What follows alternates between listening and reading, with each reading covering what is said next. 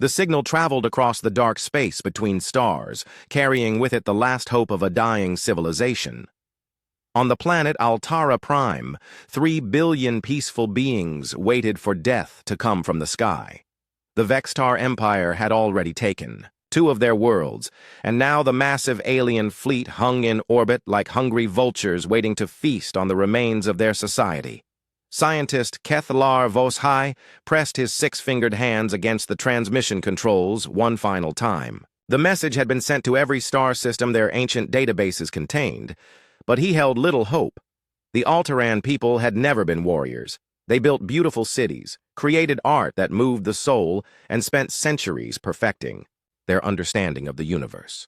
They had no weapons that could stop the Vextar war machines, no armies that could stand against the endless waves of alien soldiers. The message was simple in its desperation. This is HFY calling. Any friendly civilization. We are under attack by the Vextar Empire. Our people are dying. Our children are being taken as slaves. If there is anyone out there who believes in justice and mercy, please help us. We have little time left. Kethlar looked up at the red sky, where Vextar ships moved like dark clouds. Tomorrow they would begin the final assault. Tomorrow, his people would either be saved or become nothing more than a memory in the cold vacuum of space. 3 weeks and 4 star systems away, Admiral Tae-ho stood on the bridge of the UES Indomitable and read the translated message for the 3rd time. The words made his chest feel tight with an old familiar anger. He had seen this before, though never on such a scale. The strong crushing the weak simply because they could. "Sir, we have confirmed the translation," Communications Officer Jin Woo reported from his station. The young man's voice carried a tremor that he was trying to hide. "The Altarans are asking for help from something they call the Terran Federation. Their databases seem to think we are a peaceful trading confederation." Captain Boram of the destroyer Soul's Vengeance appeared on the main screen from her own ship. Her face was hard as stone, but her eyes showed the same anger that burned in Tae-ho's chest. "Admiral, my tactical team has analyzed the data packets that came with the message. The Vextar are using numerical superiority rather than advanced technology. They overwhelm their enemies with massive fleets of relatively simple warships." Tae-ho nodded slowly. He had served in the Outer Colony Wars and remembered what it felt like to watch helpless people die while politicians argued about jurisdiction and proper procedures. "What is the composition of their attack force?" Lieutenant Commander Hae-won brought up the tactical display. "Based on the sensor data the Altarans included, we estimate between 150 and 200 vessels in the siege fleet. The ships appear to be designed for bombardment and troop transport rather than ship-to-ship combat. They are killing civilians," Jin Woo said quietly. The communication officer was barely 25 and had never seen real war. "The latest transmissions show them targeting evacuation shuttles and refugee camps." The bridge fell silent except for the steady hum of the ship's engines. Tae-ho looked out at the stars and thought about the oath he had taken when he first put on the uniform of Earth's Navy. Protect humanity and its allies. Defend the innocent against those who would do them harm. Stand as a guardian against the darkness between worlds. The problem was that the Altarans were not allies. They were complete strangers who had sent a desperate plea into the void, hoping someone decent might hear it. Earth had no treaty obligations, no strategic interests, and no legal authority in their distant star system. The Galactic Council, if such a thing even existed, had never contacted humanity. As far as the rest of the galaxy was concerned, Earth was an unknown civilization on the far rim of explored space. "Sir," Captain Boram's voice cut through his thoughts, "I have reviewed the full tactical package. The Vextar Empire has conquered 12 different species over the past century. They specialize in attacking peaceful civilizations that have no significant military capabilities. This appears to be their standard operating procedure." Tae-ho's jaw tightened. Bullies. The galaxy was apparently full of the same kind of predators that had plagued humanity throughout its long and bloody history. The kind that picked on the weak and helpless because they knew there would be no consequences. "What is our current fleet composition?" he asked. Hae-won consulted her tablet. 47 combat vessels including the Indomitable, 15 destroyers, 18 frigates, 8 cruisers, 4 battleships, and our command ship. Total personnel, 15,300. We also have 3 support vessels with medical and engineering capabilities. Range to the Altaran system? 18 days at maximum hyperspace velocity, sir. Tejo turned to look at each of his senior officers. These were men and women who had sworn the same oath he had, who understood what it meant to stand between innocent people and those who would harm them. He could see the answer in their eyes before he asked the question. "This is not our fight," he said slowly. "These people are not our responsibility. We have no authority in their space and no guarantee that we can make any difference against a fleet that size. If we go there, we might all die for nothing." Boram straightened in her captain's chair. "With respect, sir, doing nothing guarantees those people will die. At least if we try, they have a chance." Jinwoo looked up from his communication station. "Admiral, I am receiving another transmission from Altara Prime. It appears to be from their children." The young officer's voice broke slightly as he played the translation. High voices speaking in halting English they had somehow learned from humanity's scattered transmissions. "Please help us. The bad aliens are coming. Our parents are crying. We don't want to be slaves. Please, if anyone can hear this, we just want to live." The bridge fell silent again. Tejo closed his eyes and saw his own daughter's face from the last time he had been home on Earth. He thought about what he would want some distant stranger to do if she were the one sending desperate messages into the darkness. "All ships, this is Admiral Tejo," he announced over the fleet communications network. "We have received a distress call from a civilization under attack by a hostile empire. The enemy outnumbers us approximately 4-1. We have no legal obligation to respond and no guarantee of survival if we do." He paused and looked around the bridge at the faces of his crew. Young men and women who had joined Earth's Navy to protect people, not to play politics or worry about jurisdiction.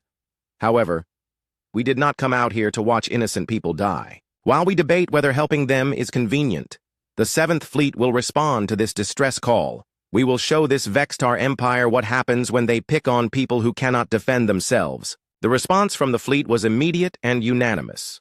47 ships changed course toward the Altaran system, carrying 15,000 humans who had no idea they were about to introduce the galaxy to a concept it had never encountered before: Deathworlders with a conscience. As the fleet entered hyperspace, Tejo sent one final message back toward Earth. "Command, this is 7th Fleet responding to alien distress call. Proceeding to assist peaceful civilization under attack. Will report status when possible. Tell my family I love them." Behind them, Earth continued its slow rotation around an unremarkable yellow star, unaware that its children were about to change the course of galactic history. Ahead of them, the Altaran system waited in darkness, where 3 billion beings prayed to their gods for a miracle they did not expect to receive. The miracle was coming, though not in the form they had imagined. Instead of diplomats with peace, treaties, they were about to meet the products of evolution's harshest classroom. Humans who had learned to fight by growing up on a world that tried to kill them every single day. The human fleet dropped out of hyperspace at the edge of the Kethara system like a pack of wolves emerging from the forest. Admiral Tejo stood on the bridge of the Indomitable and felt his blood turn cold at the sight that greeted them. The Vextar siege fleet was even larger than the intelligence reports had suggested, with over 200 vessels arranged in a methodical blockade around the planet below. But it was not the size of the enemy fleet that made his hands clench into fists. It was what they were doing. "My God," whispered Captain Minho from the cruiser Busan Defender. His voice came through the communication channel tight with barely controlled rage. "They are targeting the evacuation shuttles. On the main display, the tactical sensors showed dozens of small civilian craft trying desperately to escape the planet's surface. The Vextar bombardment ships were hunting them down one by one, destroying each shuttle with the casual efficiency of children stepping on insects. Thousands of innocent beings were dying every minute, while the alien fleet treated their escape attempts as target practice. "Sir, I am picking up communications from the surface," Jinwoo reported from his station. The young communications officer had grown pale as he listened to the translations flowing through his equipment. "The Altarans are broadcasting on multiple A frequencies. They are begging the Vextar to spare their children." The response from the Vextar fleet was a coordinated bombardment that lit up the planet's northern continent like a deadly fireworks display. Cities that had stood for thousands of years vanished in seconds under the alien weapons. The message was clear. Surrender was not an option, only total destruction.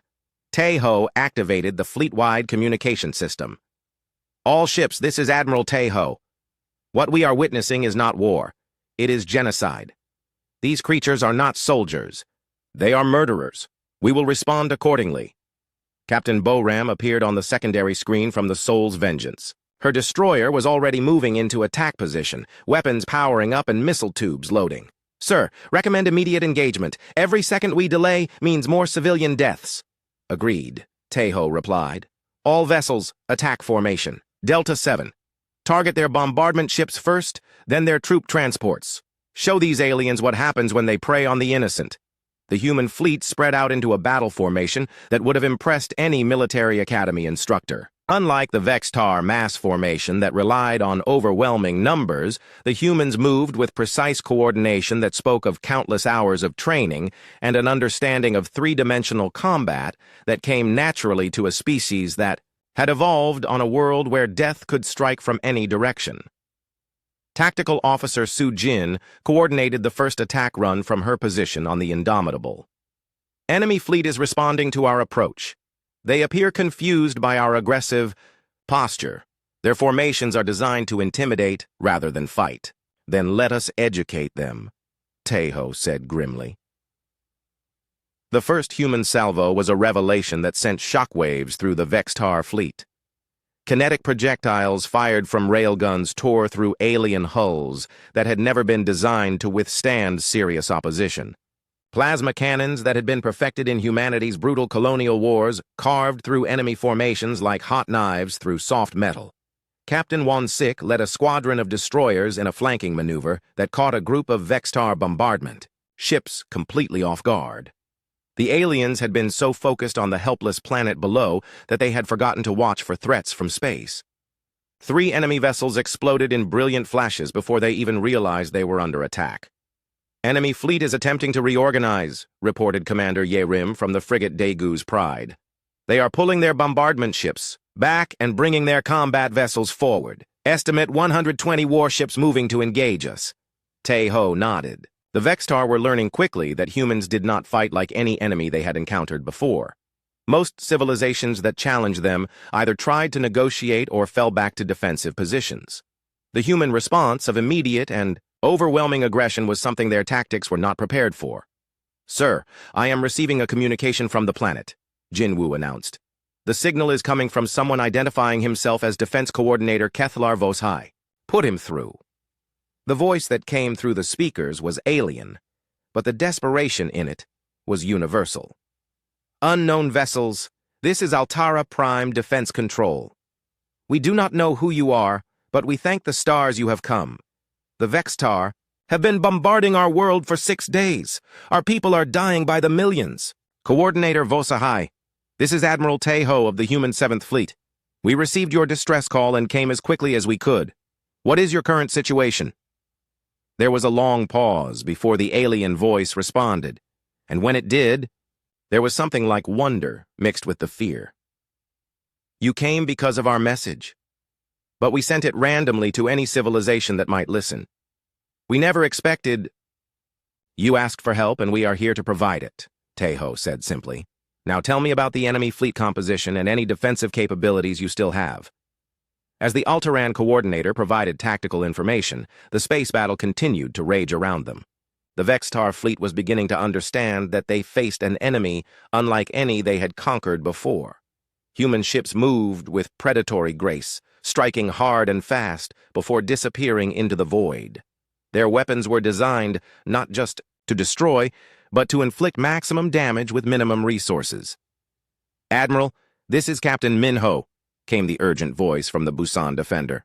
My ship has engaged a Vextar heavy cruiser. Their weapons are powerful, but their targeting systems are terrible. They seem to expect their enemies to remain stationary. That made sense, Tejo realized. The Vextar had spent so long attacking peaceful civilizations that they had never learned to fight an enemy that shot back effectively. Their tactics were those of bullies, effective against the helpless but useless against anyone who understood real combat. "All ships, exploit their poor targeting," he ordered. "Maintain constant movement and use evasive patterns. They cannot hit what they cannot predict." The battle began to turn as the human fleet demonstrated the advantages of fighting doctrine, developed on a world where everything was trying to kill you. Earth's harsh environment had taught humanity to be adaptable, aggressive, and willing to take calculated risks. The Vextar, accustomed to easy victories, found themselves facing an enemy that seemed to thrive on chaos and danger. "Sir, enemy reinforcements are arriving," Sujin reported. "Hyperspace signatures indicate at least 50 additional vessels entering the system." Tejo watched the tactical display as more Vextar ships appeared at the edge of the system.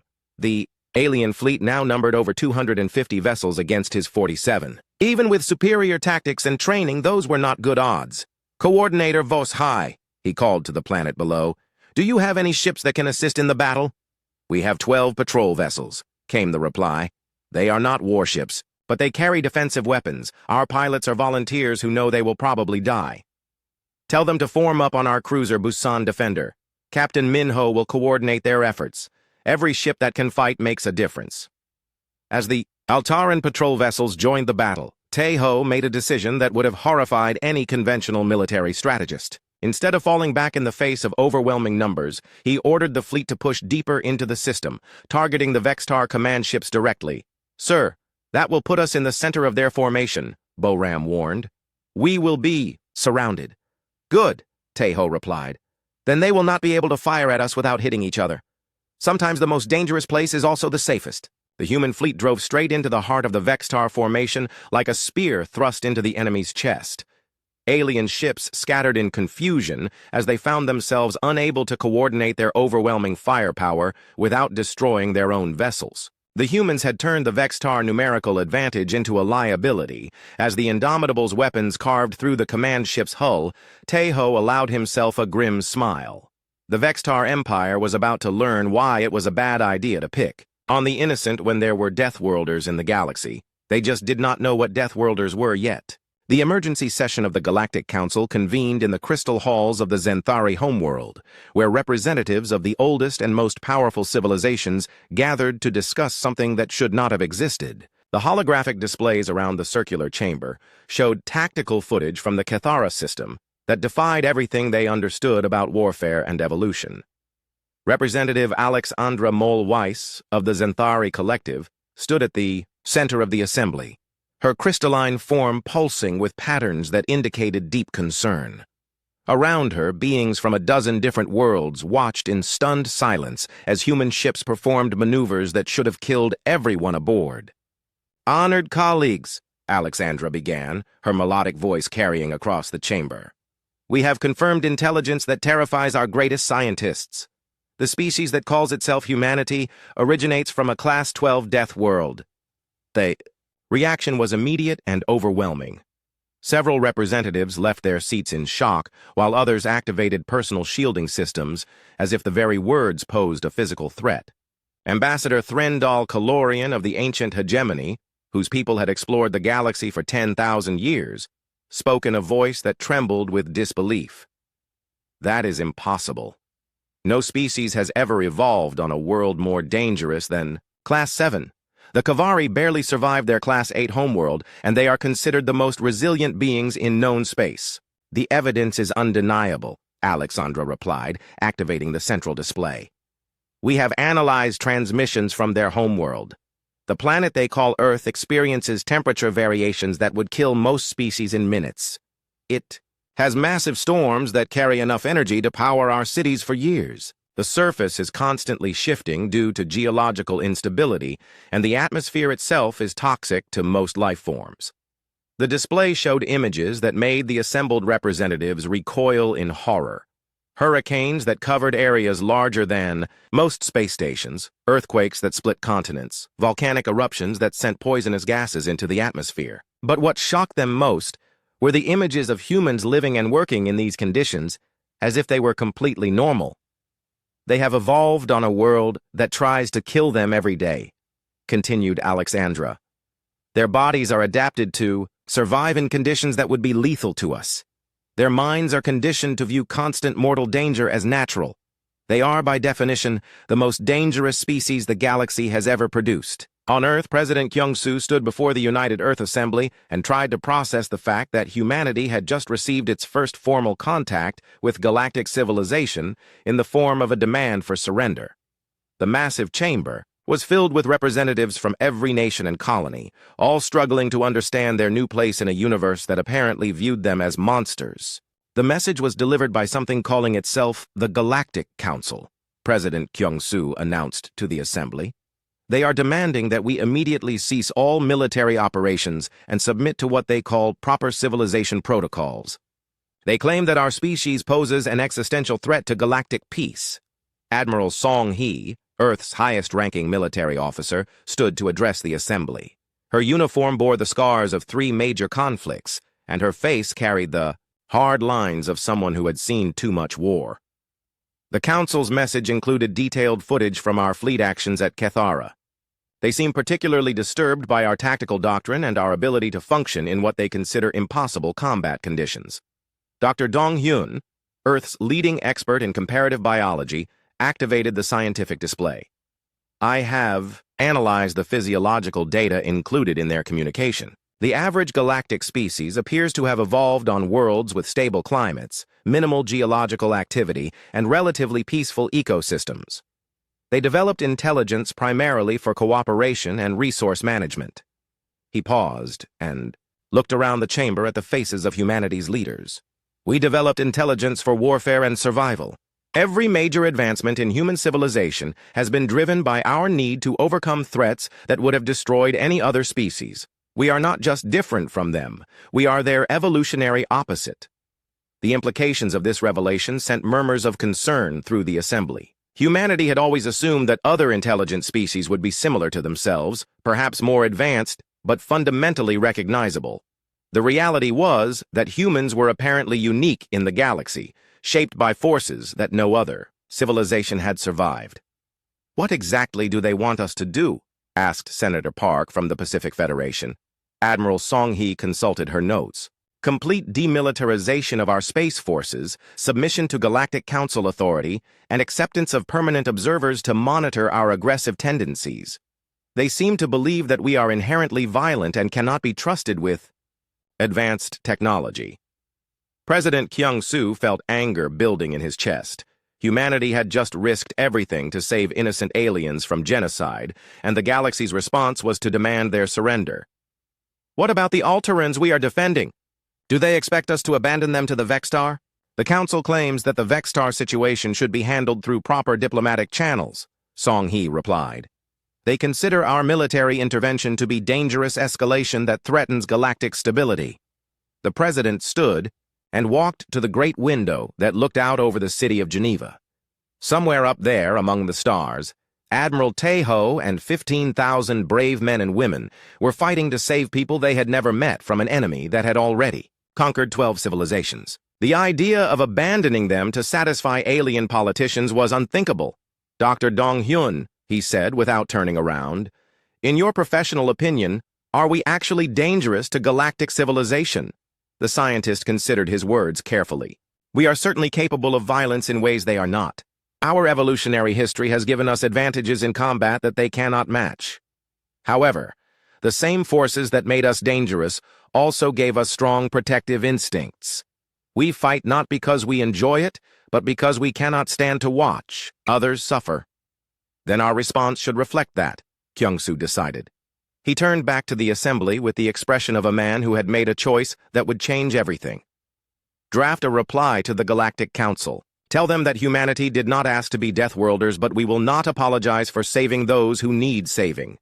Meanwhile, in the Kethara system, Captain Hyo-jin led a ground assault team onto the surface of an occupied Alteran colony world. Her Marines moved through the toxic atmosphere created by Vextar bombardment as if it were a mild inconvenience, their enhanced physiology allowing them to function in conditions that would have incapacitated soldiers from any other species.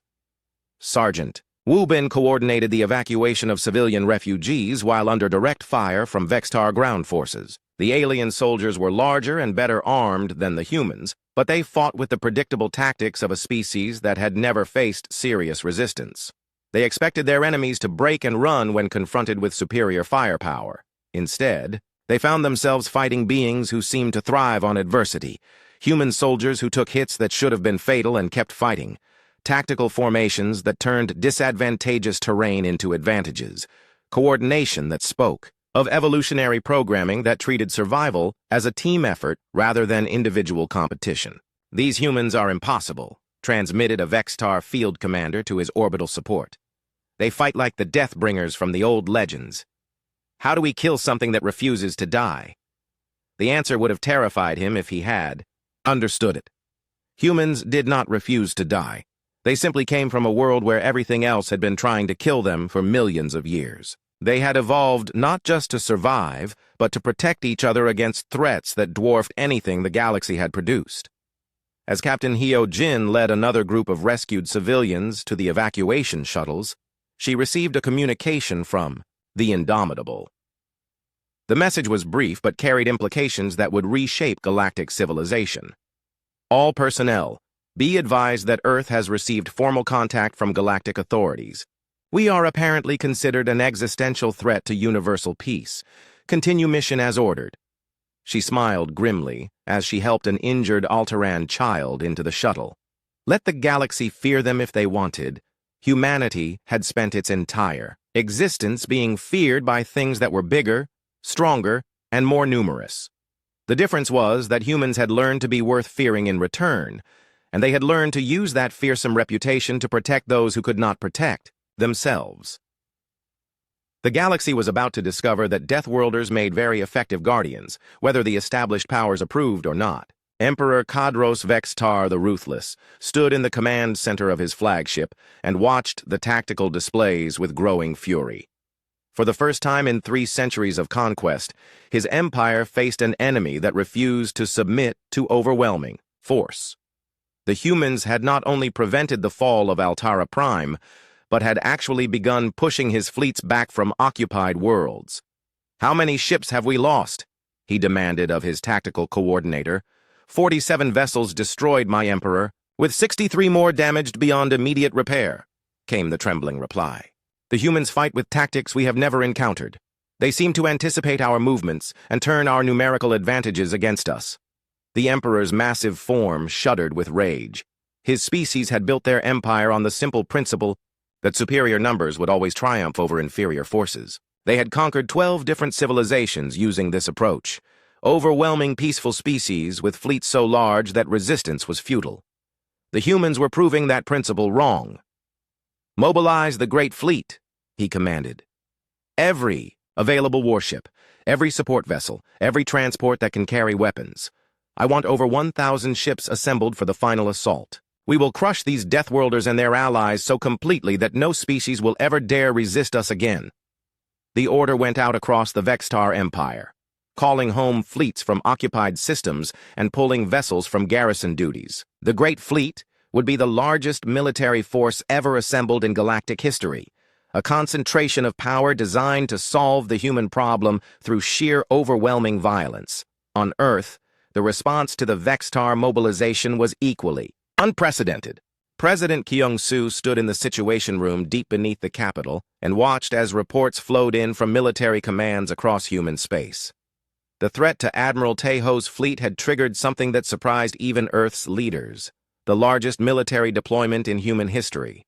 6 full armadas are responding to the call, reported Fleet Admiral Chang Woo, the grizzled veteran who commanded Earth's entire space navy. 437 combat vessels with full support elements. We are mobilizing every ship that can make the journey to Alteran space. The numbers were staggering even by human standards. The Earth Defense Force had been building ships steadily for decades, but most citizens had assumed it was simple paranoia left over from the colonial wars. Now, it became clear that humanity's military leaders had been preparing for exactly this kind of scenario, a fight for survival against overwhelming odds. "What is our personnel count?" asked President Kyung-soo. 180,000 military personnel plus 20,000 civilian specialists, Chang Woo replied. Medical teams, engineers, logistics coordinators. We are not just sending an attack force, we are sending everything needed to sustain prolonged operations in hostile space.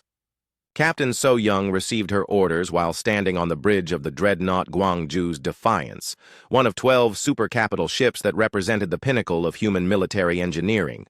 The massive vessel carried more firepower than most planetary defense networks and was crewed by 3,000 of Earth's finest military personnel. "All department heads, report to the briefing room," she announced over the ship's communication system. "We have received deployment orders for Operation Guardian Shield." The briefing room filled with officers whose service records read like a history of human military excellence. These were men and women who had fought in the Outer Colony Wars, survived the siege of Proxima Station, and learned their trade in conflicts where defeat meant extinction. They represented the culmination of humanity's long and bloody journey from a single world to a spacefaring civilization. "Ladies and gentlemen," Captain So Young began, "we are about to undertake the most important mission in human history. A peaceful alien civilization is facing genocide from an empire that has already destroyed 12 other species. Our forces in the theater are outnumbered 6-1 and facing the mobilization of the largest fleet ever assembled." She activated the tactical display showing the Altaran system and the massive Vextar forces converging on it. The enemy believes that numerical superiority will guarantee victory. They have never faced an opponent that views impossible odds as a normal Tuesday. We are going to show them why that assumption is incorrect. As the human armada assembled and began its transit toward Altaran space, they received an unexpected communication from the survivors of the Vextar occupation. Commander Veshtai of the Altaran Resistance had managed to gather intelligence about enemy fleet movements and offered something that surprised the human commanders: a joint military operation. Admiral Chang Wu, came the transmission from the Resistance leader. "We have analyzed Vextar tactical doctrine and identified a critical weakness. Their empire depends on centralized command and control from their homeworld. If we can strike at Kreshval while they are focused on our system, we might be able to collapse their entire military structure." The proposal was audacious beyond anything conventional military wisdom would recommend. Instead of concentrating all forces for a defensive battle, Commander Veshetai suggested splitting the human fleet and conducting simultaneous operations across multiple star systems. It was the kind of strategy that would either win the war or result in complete disaster. Commodore Jae Sung assembled his strategic planning team aboard the battleship Soul's Glory to analyze the proposal. His staff included some of the most brilliant tactical minds in human space, officers who had spent their careers studying warfare and developing doctrine for fighting against superior numbers. "The plan has merit," concluded Colonel Minsu after reviewing the intelligence data. "The Vextar have never faced a multi-front campaign. Their tactics assume they can concentrate overwhelming force at a single point until the enemy surrenders. It also represents enormous risk," pointed out Commander Eun-jung. "If either operation fails, the other becomes exponentially more difficult. We would be gambling everything on our ability to coordinate across interstellar distances." Jae Sung studied the tactical projections for several minutes before making his recommendation. "The Vextar Empire has conquered 12 civilizations by following predictable patterns. They mass their forces, overwhelm resistance, and move on to the next target. They have never encountered an enemy willing to take strategic risks because they have never fought anyone with military doctrine developed through existential warfare." He looked around the room at his fellow officers. "Humanity learned to fight by facing enemies that could end our species. Every major conflict in our history has been decided by commanders willing to risk everything on tactics that conventional wisdom said were impossible. This is what we do." The decision was made to proceed with the joint operation. Half of the human armada would reinforce Admiral Teho at Kethara, while the other half, led by Admiral In-Su, would conduct a deep strike into Vextar territory. The goal was not just to defend the Altarans, but to end the Vextar Empire's ability to threaten anyone ever again. As the split human forces began their final approach to their respective targets, intercepted Vextar communications revealed the growing fear within the enemy ranks. The aliens had begun referring to humans using terms that their translation systems could barely process: Deathbringers, Voidwalkers, and most disturbing of all, the return of the Star Killers from ancient legend. "They fight like the mythical beings our ancestors feared," transmitted one Vextar commander to his fleet. Creatures that came from the darkness between worlds to punish those who preyed on the innocent. How do we fight something that should not exist? Admiral Chang Wu received that intelligence report as his command ship approached the edge of Altaran space. He allowed himself a grim smile as he realized that the galaxy's predators were about to learn why evolution had created Deathworlders in the first place. They were not monsters, despite their fearsome reputation. They were guardians, and the galaxy's bullies had just discovered that their victims were no longer helpless. The Battle of Kethara system began when the Vextar Great Fleet emerged from hyperspace like a plague of locusts descending on a peaceful world. Over 1,000 alien warships arranged themselves in attack formations that stretched across millions of kilometers of space, their combined firepower enough to reduce planets to molten slag. Emperor Kadros had brought everything he had to crush the human defenders and end their interference once and for all. Admiral Tae-ho stood on the bridge of the Indomitable and watched the enemy fleet deploy with the calm expression of a man who had faced impossible odds before. Around him, the combined human and Altaran defense force looked pitifully small by comparison. 73 ships against more than 1,000. Any conventional military analysis would have predicted total annihilation within hours. All ships. "This is Admiral Tae-ho," he announced over the fleet communication network. "Today we face an enemy that believes overwhelming numbers guarantee victory. They have conquered 12 civilizations using this assumption. They are about to learn why that strategy fails when you are fighting Deathworlders." Captain Yun-ji led the carrier group from the flight deck of the Soul's Wings, coordinating fighter squadrons that performed maneuvers no other species would have attempted. Human pilots pulled acceleration forces that would have killed alien crews while engaging enemy fighters in combat patterns that treated three-dimensional space as natural hunting ground. The Vextar formations began to waver as human fighters tore through their ranks with the predatory efficiency of wolves hunting sheep. The alien pilots had trained to fight other aliens who flew in predictable patterns and avoided dangerous maneuvers. They had never encountered enemies who viewed flying as combat sport and treated death-defying aerial displays as standard procedure. "Enemy fleet is attempting to reorganize," reported Tactical Officer Su Jin from her station. "They are pulling their fighters back and bringing their heavy units forward. It appears they intend to overwhelm us with concentrated bombardment." "Let them try," Tae-ho replied. "All ships, implement defensive pattern Omega. Show them what happens when you try to corner a predator." The human fleet moved into a formation that would have horrified any military academy instructor. Instead of maintaining safe distances and mutual support, the ships spread out across the battle space and began moving in seemingly random patterns that made coordinated fire impossible. Each vessel became an independent hunting unit, striking at targets of opportunity before disappearing into the void. Simultaneously, 3 star systems away, Admiral In-Su led the human deep strike force toward the Vextar homeworld of Kreshvol. The journey had taken them through heavily defended systems, where they fought running battles against enemy fleets that could not believe what they were seeing. Human ships that should have been destroyed kept fighting. Crews that should have been dead continued to coordinate attacks. "Admiral, we have reached the outer system," reported Captain Da-hee from the assault cruiser Busan's Hammer. "Long-range sensors are detecting massive orbital installations around the primary world. The enemy appears to have concentrated their industrial capacity in this system." Colonel Seung-ho led the Marine assault teams that would be responsible for ground operations on the Vextar homeworld. His soldiers were equipped with weapons and armor designed for fighting in the harshest environments humanity could imagine, and they had trained for combat operations that other species would consider suicidal. "All ground units, prepare for planetary assault," he announced over the Marine communication channel. "Intelligence suggests the Vextar ruling class are concentrated in heavily defended installations on the main continent. Our mission is to capture or eliminate their command structure and liberate any enslaved populations we encounter."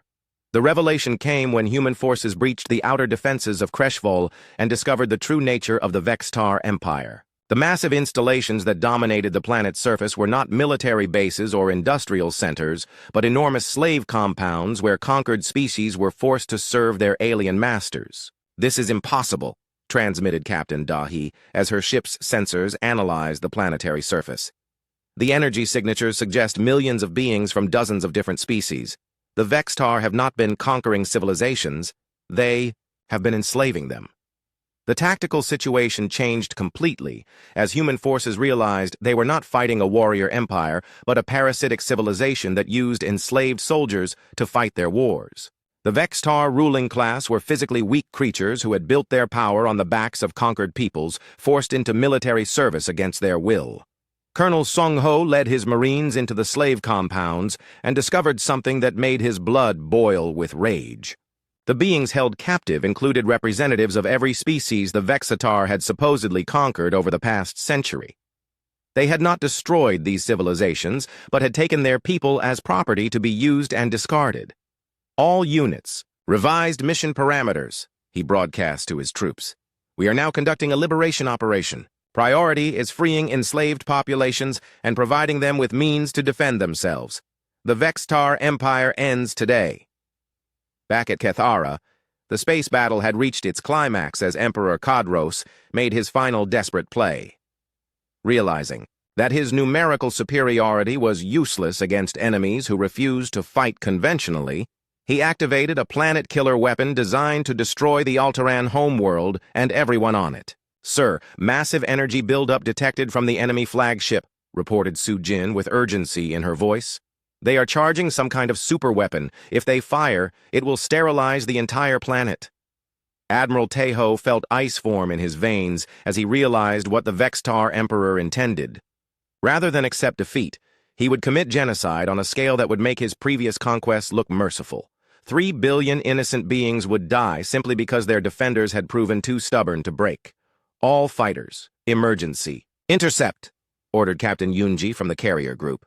"Target the enemy flagship's weapon systems. Everything you have, everything you are." Lieutenant Hyun-woo piloted his experimental fighter through a storm of enemy fire toward the Vextar superweapon. His craft was the fastest humanity had ever built, but it was still just one small ship against a weapon designed to destroy worlds. The mathematics were simple and brutal. He could reach the target, but there was no way to escape the explosion.